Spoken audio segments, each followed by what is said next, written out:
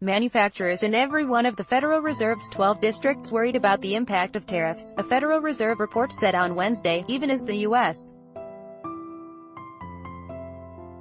economy continued to expand at a moderate to modest pace.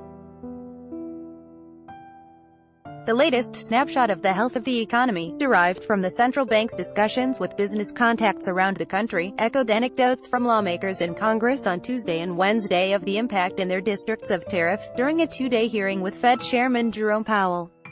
Sponsored, manufacturers in all districts expressed concern about tariffs and in many districts reported higher prices and supply disruptions that they attributed to the new trade policies, the Fed said in its report. President Donald Trump so far has imposed or threatened tariffs on $250 billion of Chinese goods and riled key allies by slapping on steel and aluminum tariffs. Powell has said that the Fed has yet to see material change to the economy showing up in data, and he repeated this week that the central bank intends to keep raising interest rates gradually as it seeks to keep pace with a strengthening economy but not raise rates so high or so fast that it weakens growth. But a number of districts detailed how the uncertainty over escalating trade disputes between the United States and China, Europe, Canada, Mexico and elsewhere, were already hitting firms to varying degrees. In Boston, for example, contacts expressed concern but none had yet to see it feed through into demand or hiring and capital expenditure plans.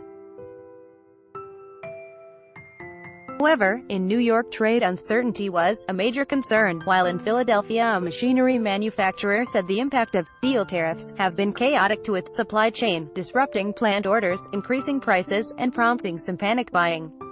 A number of districts reported higher input costs due to the import tariffs raising prices for fuel, metals and other goods. Economic growth has accelerated this year and unemployment is lower than policymakers believe is sustainable in the longer run.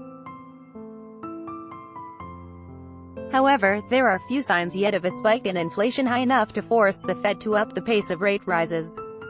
The Fed's last 3 rate hikes have come at a pace of every other meeting, and it projects another 2 rate rises by year-end following moves in March and June. Elsewhere in the report, the Fed's contacts continued to note tight labor markets and a shortage of skilled workers, but wage increases remained modest to moderate. The price of key inputs rose further and some districts said that they expected pricing pressures to intensify further. The Beige Book was prepared by the Boston Fed with information collected on or before July 9. Reporting by Lindsay Dunsmuir, editing by Andrea Ritchie.